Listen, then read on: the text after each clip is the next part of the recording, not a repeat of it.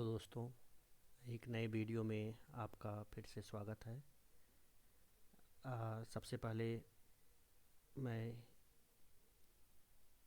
ये बताना चाहूँगा कि ये वीडियो सिर्फ एजुकेशनल पर्पस से है। इसमें कोई भी किसी भी तरीके का रिकमेंडेशन नहीं है। और ये जो वीडियो बना रहा हूँ ये केवल एजुकेशनल और निफ्टी मतलब सेबी के रूल्स के अकॉर्डिंग केवल एजुकेशनल पर्पस से है। इसमें किसी भी तरीके का कोई मॉनेटरी या लेन देन ले करके कुछ पैसे ले करके कोई किसी का रिकमेंडेशन नहीं है।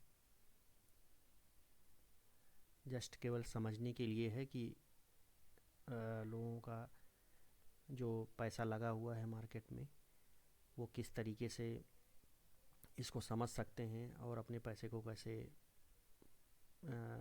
अमाउंट को इंक्रीज कर सकते हैं। तो सबसे पहले समझेंगे कि निफ्टी 50 का अभी तक का हिस्ट्री क्या रहा है। जैसे सबसे अभी करंट में निफ्टी 50 20,929.25 पे है। निफ्टी 50 मीन्स 50 बड़ी कंपनियों का शेयर एक ग्रुप क्रिएट किया है जिसमें 50 इंडिया की बड़ी कंपनियां हैं। ये लिस्ट चेंज भी होता रहता है। जैसे विप्रो को निकाल के अडानी पावर या अडानी की कंपनी को डाल दिया था। तो ये अकॉर्डिंग टू मार्केट कैपिटलाइजेशन ये चेंज भी होता रहता है ये लिस्ट। बट ये निफ्टी 50 मीन्स 50 बड़ी कंपनियां इंडिया की जो कि निफ्टी में है। और ये यहाँ पे जैसे कि डेटा अवेलेबल है 2002 से। अगर देखते हैं 11 जनवरी 2002 से डेटा अवेलेबल है जब निफ्टी 1088.55 इतना पे था। और अराउंड 2007 20 दिसंबर 2007 जो कि 2007-8 के आसपास बोला जाता है कि मार्केट सबसे ज़्यादा या सबसे मतलब मीन्स बहुत ज़्यादा करेक्शन हुआ था, क्रैश हुआ था मार्केट। तो 5762 के आसपास मार्केट था और यहाँ से गिर के 2873 के आसपास मार्केट पहुँच गया था। तो यहाँ से अगर ये कैलकुलेट करते हैं तो अराउंड 50% मार्केट क्रैश हो गया था। और इसके बाद से अभी करंट मार्केट 22,929 पे है। इसका करेक्शन अगर देखते हैं तो अराउंड 26,200 से 22 सॉरी 26,200 से 22,900 इट मीन्स अराउंड 10% 15% के आसपास मार्केट करेक्ट हुआ है।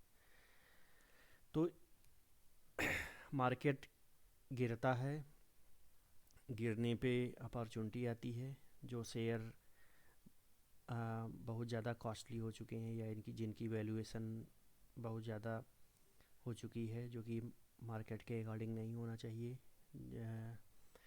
तो ये मौका होता है उस शेयर में निवेश करने का, इन्वेस्ट करने का। और इसमें जैसे कुछ रीजन होते हैं जिनकी वजह से मार्केट करेक्ट हुआ है। हम अभी वो रीजन को भी डिस्कस करेंगे। और इसमें प्लस पॉइंट ये होता है कि अभी जो भी हमें जिस वैल्यूएशन पे स्टॉक्स मिल रहे हैं अगर फंडामेंटली अच्छे स्टॉक्स हैं तो उसमें पैसा बनने का चांस ज़्यादा रहेगा। क्योंकि फर्स्ट पॉइंट वो हमें चीप मिल रहे हैं और सेकंड पॉइंट है कि क्योंकि वो फंडामेंटली स्ट्रांग हैं कंपनीज, वो ग्रो करेंगी और जो भी ग्रो करेंगी यहाँ से उनका फ़ायदा फिर इन्वेस्टर्स को ही मिलेगा। तो अभी इस लेवल पे मार्केट ऑलरेडी 15% के अराउंड करेक्ट हो चुका है। और इसमें बहुत ढेर सारे फंडामेंटली स्टॉक्स ऐसे हैं जिसमें अभी मौका है, इसमें इन्वेस्ट किया जा सकता है। सारा सब कुछ पैसा एक बार में इन्वेस्ट करना सही नहीं है। जितना भी इन्वेस्ट करना है या जितना भी पैसा है उसको 5 पार्ट में डिवाइड करना चाहिए, और फिर एक एक दो दो पार्ट में कुछ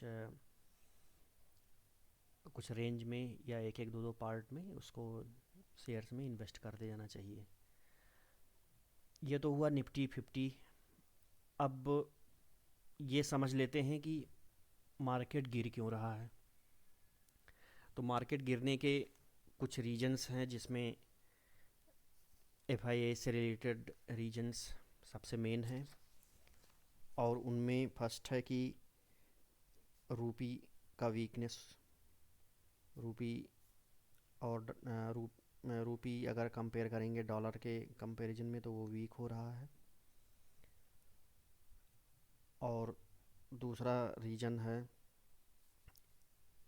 कि ट्रंप साहब आए हैं अभी यूएस में, जो कि रेसिप्रोकल टैक्स लगा रहे हैं। अभी हम ये भी समझेंगे कि रेसिप्रोकल टैक्स क्या है। तीसरा रीजन है कि जो फर्स्ट ये दो रीजन हैं इससे रिलेटेड अब ढेर सारे और भी रीजन आएंगे। जैसे तीसरा रीजन है कि मार्केट का जितनी भी कंपनियां हैं उसमें Q3 का डेटा सभी कंपनियों का बहुत वीक आ रहा है। चौथा रीजन है आ, ये तीन रीजन की वजह से क्या हुआ है कि आ, जो भी इम्पैक्ट आ रहा है ग्लोबल इकोनॉमी में, जैसे कि चाइना या फिर other countries stimulation package allowance कर रही हैं, और जितने भी एफआईआईज़ हैं ये फिर वहाँ पे जाके इन्वेस्ट कर रहे हैं। तो मुझे लगता है कि ये सभी रीजन्स एक दूसरे से रिलेटेड हैं। रूपी का वीकनेस डॉलर के कंपैरिजन में हम समझ सकते हैं कि जितने भी एफआईआईज़ हैं अगर उनको 20% प्रॉफिट हो रहा है इंडियन मार्केट में और रूपी 20% वीक हो जा रहा है, तो जब भी वो डॉलर टू रूपी या रूपी टू डॉलर कन्वर्जन हो रहा है उसमें नेट प्रॉफिट उनका जीरो हो जा रहा है। रेसिप्रोकल टैक्स है कि ट्रम्प साहब ने अनाउंस किया है कि जो भी कंट्री यूएस यूएस के इंपोर्ट पे जितना टैक्स ले रही है, यूएस भी अगर उस कंट्री से कुछ भी इंपोर्ट करता है तो उतना ही टैक्स देना होगा। इससे जो हमारा या किसी भी कंट्री का जो ट्रेड है वो इम्पैक्ट होगा।